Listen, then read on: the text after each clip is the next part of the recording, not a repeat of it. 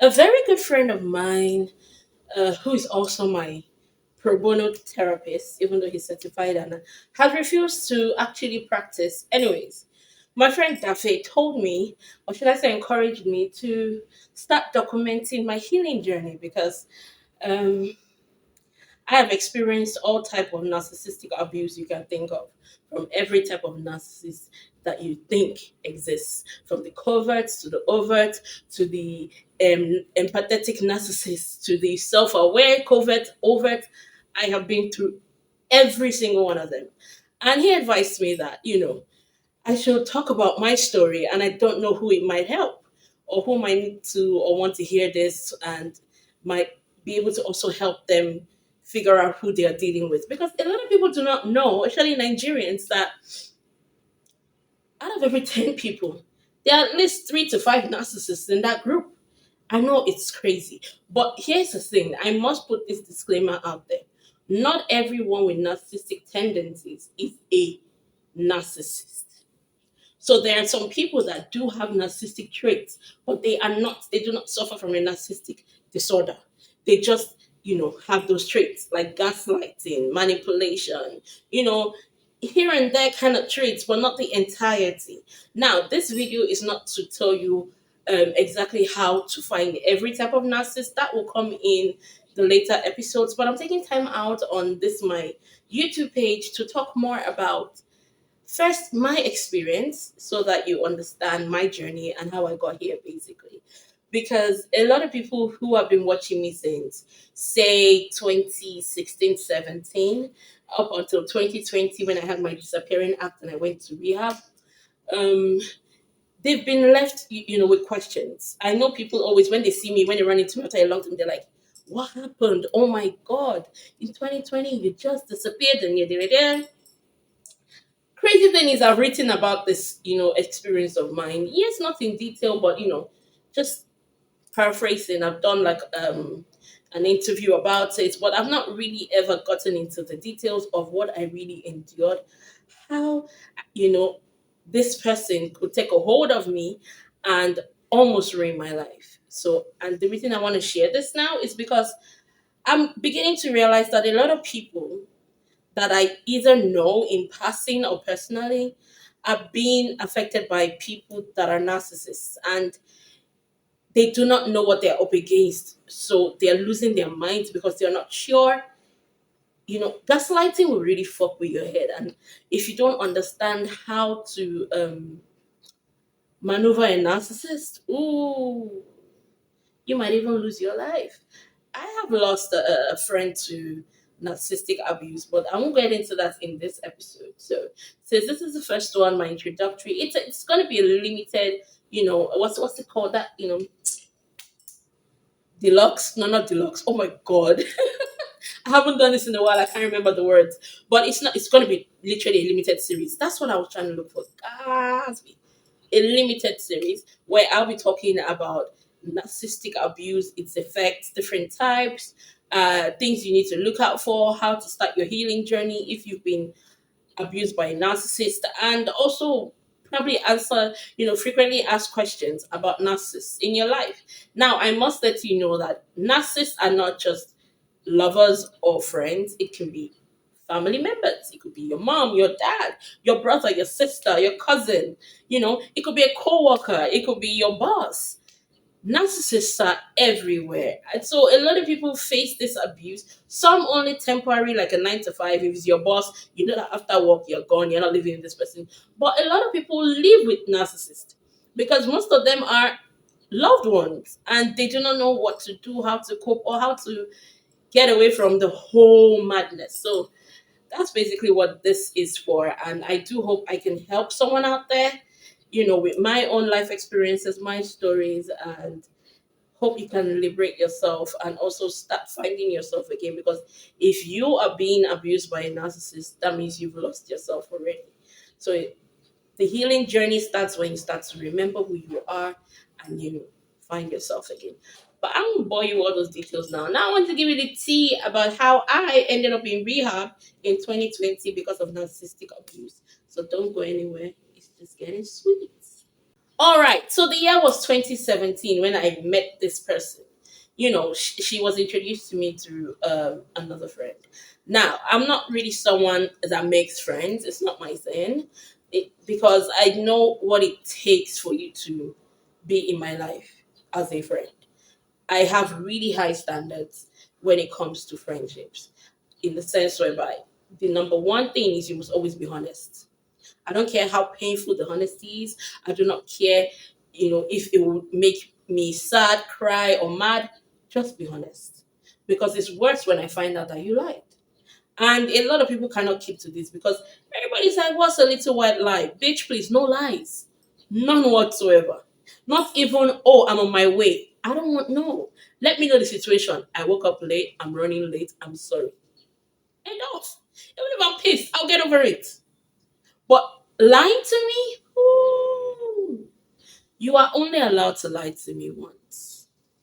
And that is if you take accountability and you apologize sincerely with a changed behavior, never to do it again. But only once. If I catch you in a lie again,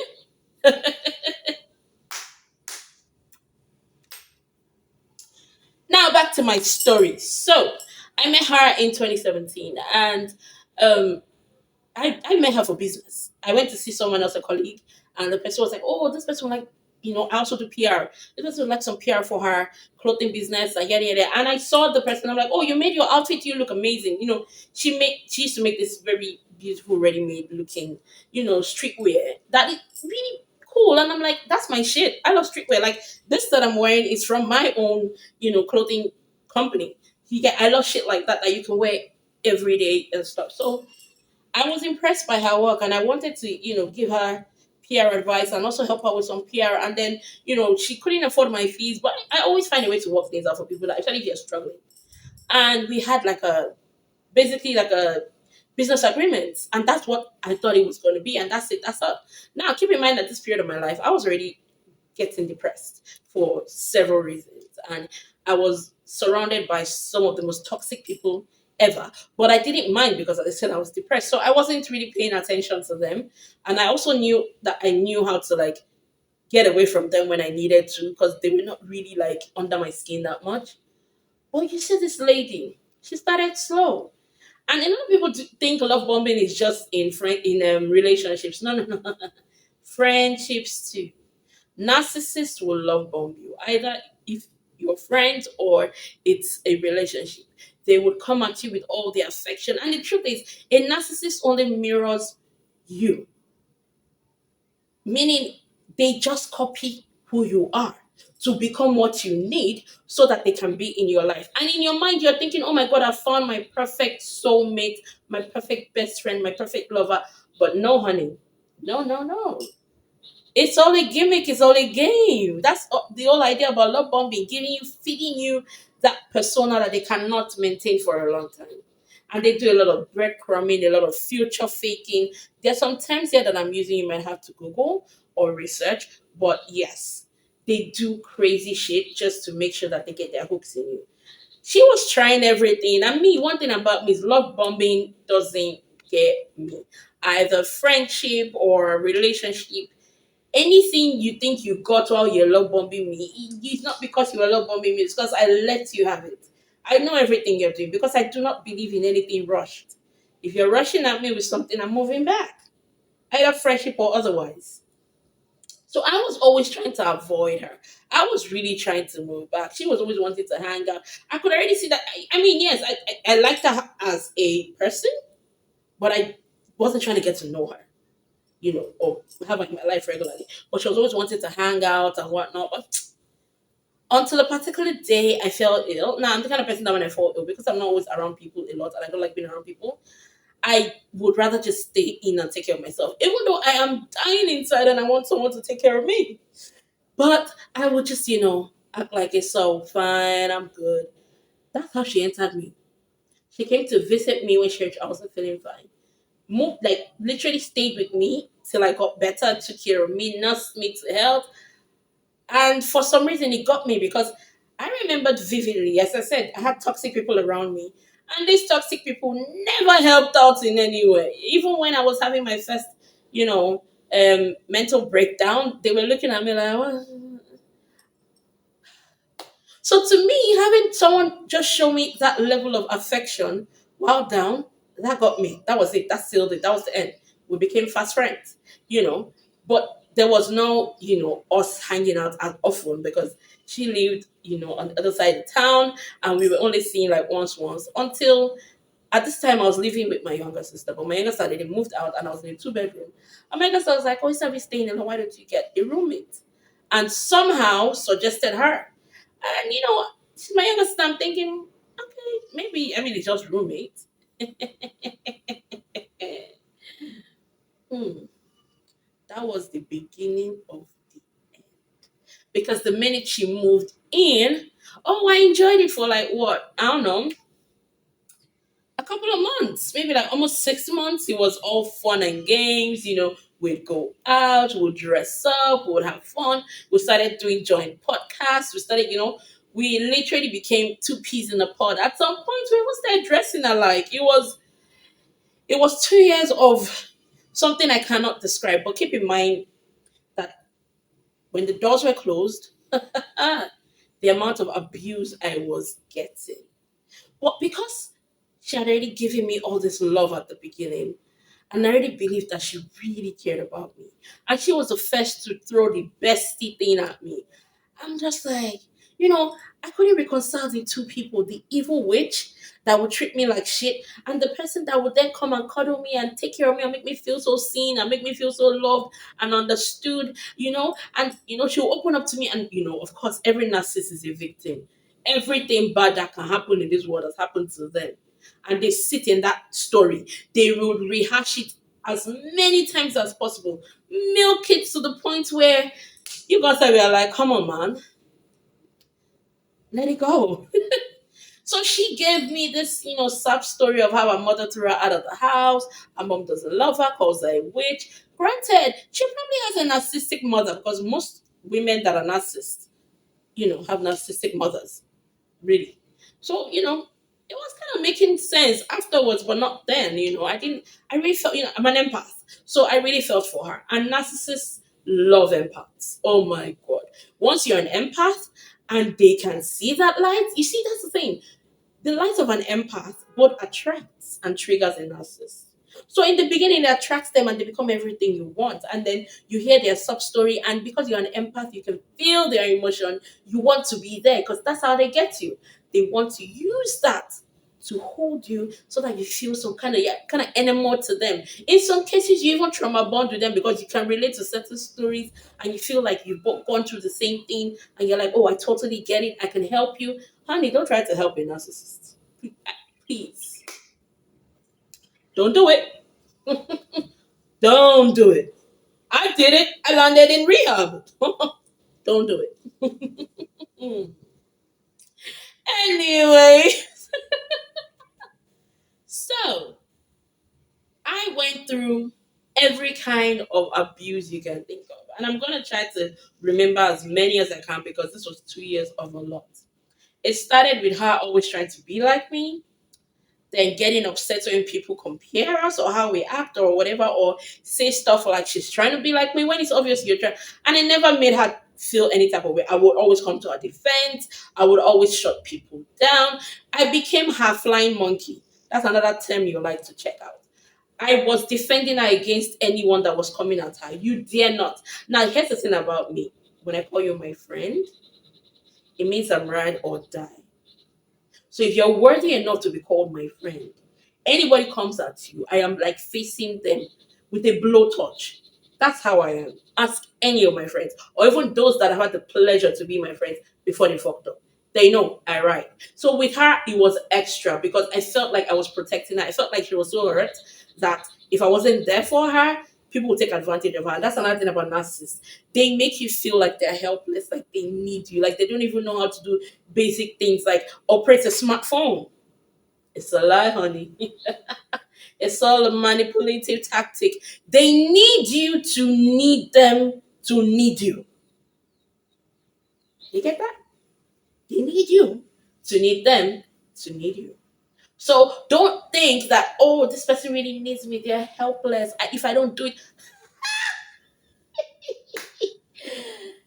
Don't do it. Anyways, back to the story. I think the first red flag for me, which I then still ignored, was I noticed there was a pattern when we went out to events and stuff. You know, men that I kind of like reject, they do this stupid thing where they now then turn to her. And she gets irritated, rightfully so, because it's disrespectful, right?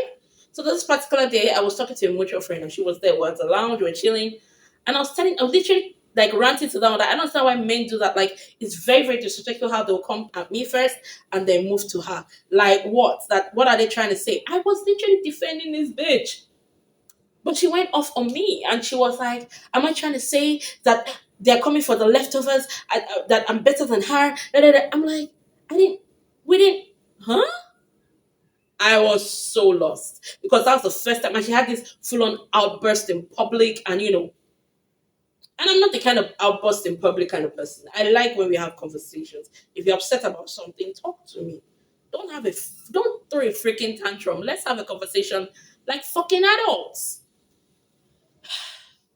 But that went. I remember that mutual friend actually was like, "You need to be careful. There's something off about this babe. I'm not so sure." Now, here's another crazy thing about when you're in a relationship, any kind with a narcissist. It's that people around can tell that something is off about the person, but they don't really know what it is. And they try to warn you, but because they don't know what it is and they can't tell you exactly what it is, you can't listen or you won't listen because you just feel like maybe this person is just like this person, their vibes just don't go. No, be very mindful. If there's someone in your life that everyone or multiple people have told you, be careful of this person. And it's not multiple people that know each other. Multiple different people have told you the same thing. Then maybe you should listen. Because sometimes our intuition is so blocked because we are down and depressed or just, life is just fucking us over that we do not notice certain red flags and things. So when other people around us are telling us, maybe you should be careful, maybe you should be careful. I'm beginning to think that this story might be like a two-parter because I really don't want to do very long videos where it's kind of like boring and I'm just talking. And I know I'm animated and very interesting to watch, but at the same time, even talking too much is too much. Oh my god. Anyways, as I was saying, I'm having too much fun just doing this, and it's not so much fun rehashing, my pains. But hey, I'm glad I get to share this with, whoever needs to hear it. Now, another thing that was a red flag for me was there was a guy I was really interested in. Me and the guy were having like a situationship, but it never started as something I was meant to be like a relationship. Because that's another thing. Same way with my friendships, same way with relationships. It takes a while for me to get there because my level once I give in my trust and I let go and I'm vulnerable, don't make me regret it. That kind of thing. So I remember confiding in my best friend that I liked this guy. And maybe I was gonna see if, because he'd been coming at me with more than just, he wanted more. And I'm like, maybe I'll see how it goes. Less than 2 weeks after that conversation, she went after him. Yeah. I can never forget. I won't go into the details of what happened, but she did go after him and then tried to play the victim again. Now, I'm the kind of person that I do not. I'm sorry, I've never fought for a man. I don't fight. Please, if you want him, have him. If he wants you, all well and good. That ain't my fucking business. And I let it go. I remember even when their relationship was having issues, the guy thought I was involved. I didn't even want to know. I didn't want to know anything. Of course, that wasn't going to last. He ended badly. Hello. But yeah, that was the second red flag. And then the third one was that wasn't just the only guy she kept going after. Almost every guy that was interested in me that she thought I was undeserving of, she tried to go after. And I just thought it was weird. I didn't know what the fuck was going on. Then she started to be so abusive. Like verbally abusive. And I'm not a verbally abusive person. I only speak the truth. It might hurt, but that's not my fault. But she would always have fights. She would always, and I don't like to argue or fight. She would always, and narcissists know how to create this alternative reality that doesn't exist and force that reality on you. And you're just there like, that's where the gaslighting comes in. Oh, she gaslit the fuck out of me. Keep in mind, I was still depressed. So it got worse and worse. Then my health started to deteriorate. My hair stopped growing. My nails stopped growing. I had, at this point, I had lost a lot of weight. A lot of people thought it was because of the period when I was working out and losing weight. No, honey, I was dying. I lost so much weight. I was depressed. I was sad. My house wasn't any longer a home. This was someone that we used to do karaoke together for YouTube. All of a sudden, I'm singing in my room and she's complaining that I'm disturbing her.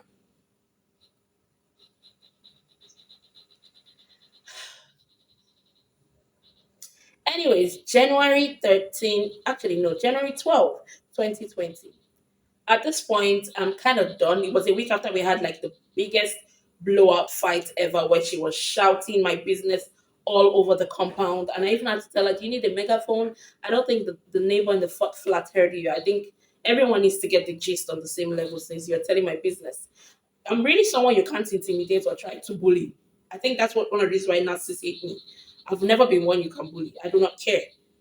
I was just this thing we had at this point because we were just barely 6 months in. We just paid house rent.